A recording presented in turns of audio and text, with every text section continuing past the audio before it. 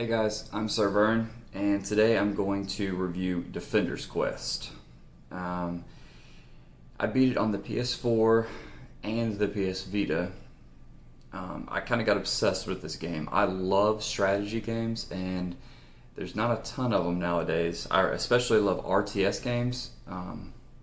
More specifically, I love console RTS games. I know that sounds crazy, but I pretty much own all of them. Even like Warcraft 2 on the PS1, every 360 RTS, the Command & Conquer Red Alert 3 on the PS3, etc. Anyway, Defender's Quest is a tower defense RPG. It's like a combination of those two genres, and it's really interesting. But there are a few things that just really hold it back, and I'm going to talk about those things now.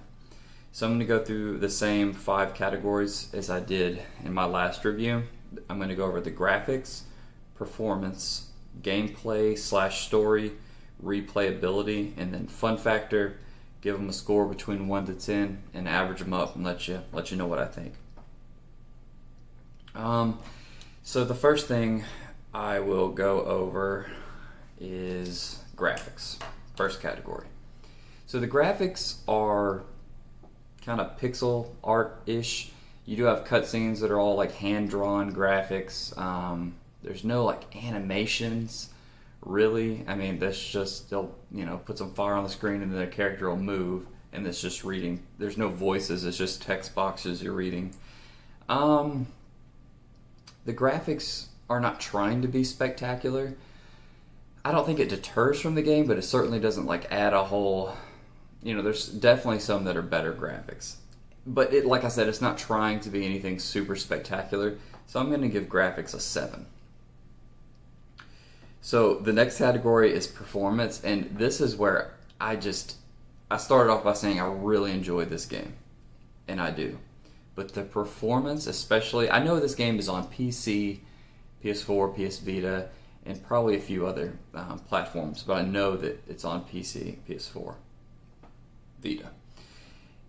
Their performance is awful. I mean, just awful, awful, awful. I beat it on the PS4 about a year ago, and I don't remember it being as bad. I think I did have a crash or two, but the PS Vita, it's borderline unplayable. I mean, seriously, it crashes about every 30 minutes, especially when you're in the later levels and there's a lot going on. It is ridiculous.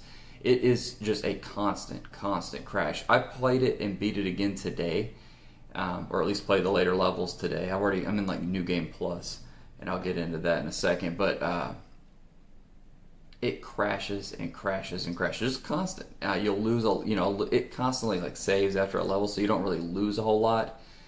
But if you like upgrade it, it'll crash while you're upgrading. It'll crash during gameplay. You can speed up the game, the enemies coming at you. You can speed it up from, all the way from like half to 8 times the speed.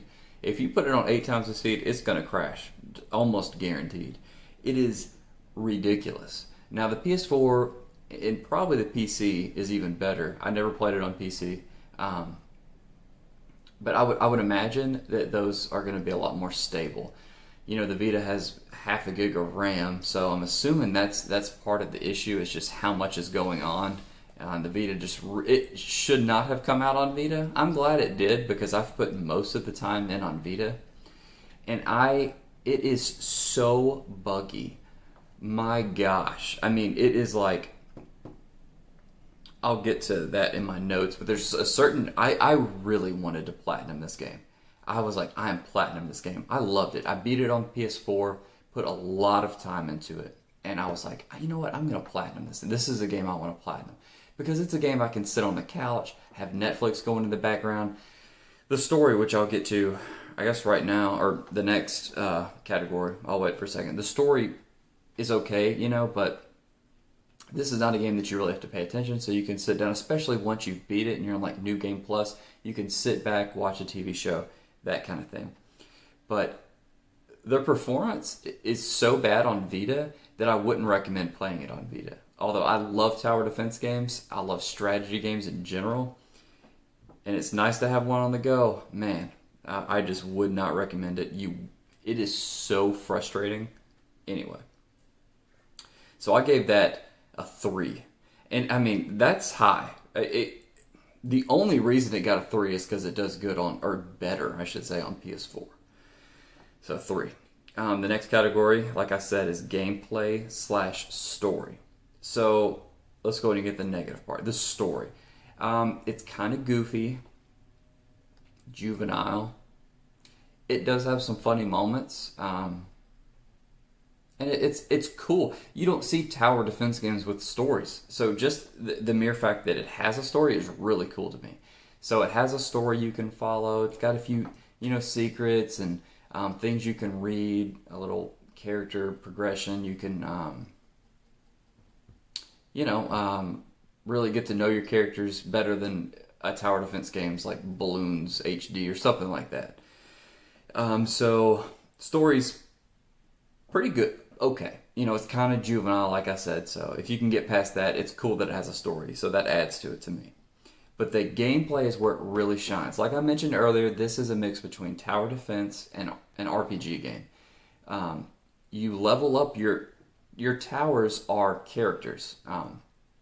You get to name the characters and all that, customize them a little bit. You give them new weapons, that kind of thing. New armor. It's really neat. Like, you can change the color of, like, certain characters.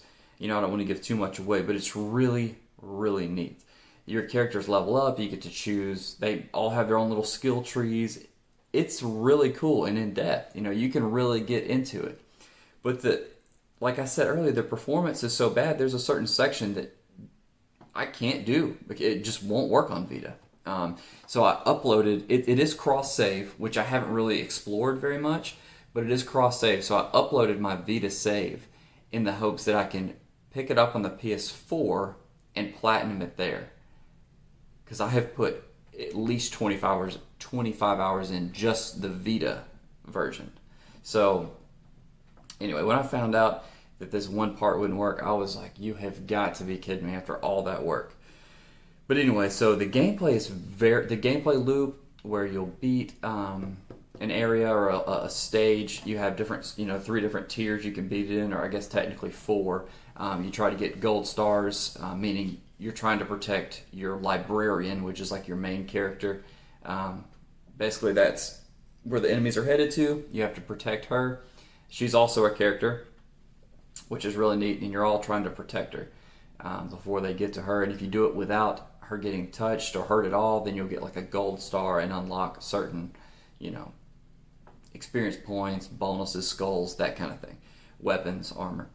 So it's very addicting. You'll try it, you'll level up your character a little bit, and say you get to a level and you try it under like a medium difficulty, and you're like, man, this is tough. You can do casual, normal, and you make it harder and harder. So say you do it under casual and you get your butt whooped under normal. Well, a few levels down, you beat a few more under casual and level up your characters, go back and try to do it again. So the gameplay loop is super addicting, always trying to, not only can you unlock new weapons and armor, you can upgrade those weapons and armor. It's a pretty deep game, especially just for a simple tower defense game. Let me write a note real quick before I forget.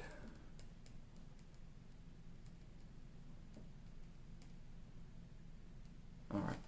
So I'm going to give gameplay / story a 9.5. I mean, the gameplay loop, like I said, is amazing. The story, although it isn't a perfect story, not the best intriguing story, that kind of thing, it has a story, which is more than a lot of tower defense games have.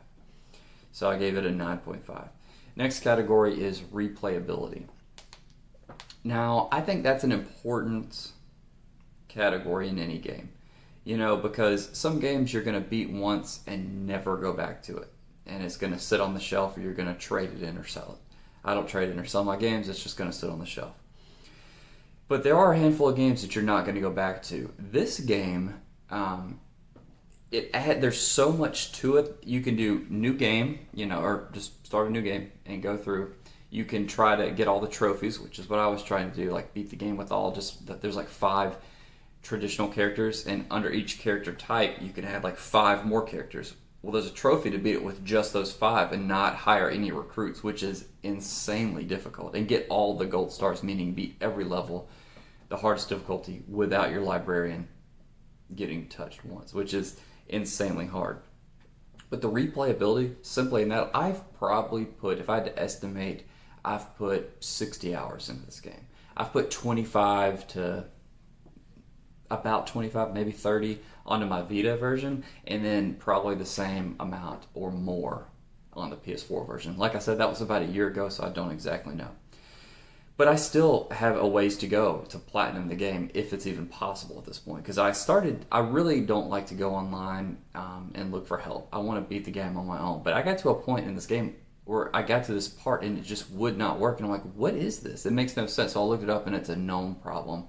And the thread was from it was on Reddit and it was from 2018. So it obviously hasn't been fixed. That's incredibly annoying.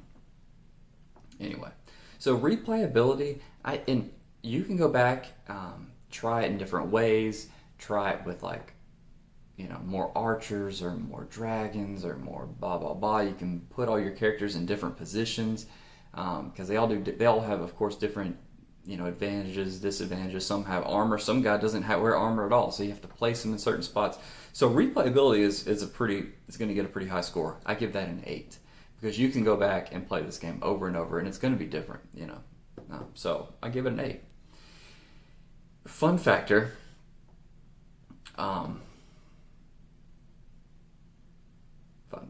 Okay, so I gave it a 9 because I think the game is very fun. I played it on my PS4, and I'll put some B-roll in, or maybe already have, and you can see how obsessed I got with the game when I initially beat it. I got so obsessed with it that I beat it on the PS4. I always Google upcoming strategy games. I saw this one was out, looked at a few reviews, I was hooked. So I bought I got the PS4 version, the PS Vita version. I bought the soundtrack. I got the little pin that goes on your shirt or whatever, or your backpack. I got obsessed with this game, and then I got it on Vita, like I said, and then that's when I figured I could play this on the go. I was like, man, this is a game that you can just sit down like if you're on vacation and still interact with people and just be sitting down letting the enemies come down the path, kill them, whatever.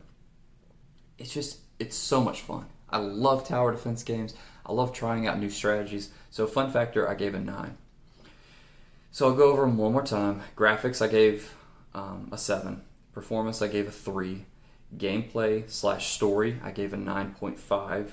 Replayability, I gave an 8. And fun factor, I gave a 9. So if you average those all up, I give Defender's Quest a 7.3 out of 10.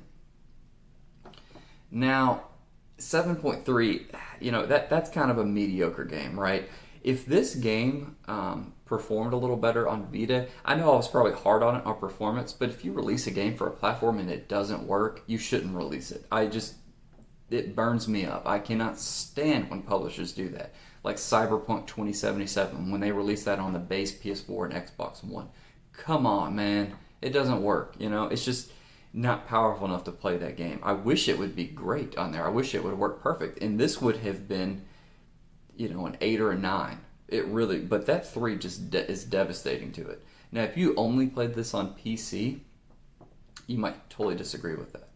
But try playing it on a Vita, and you will knock that score down real quick.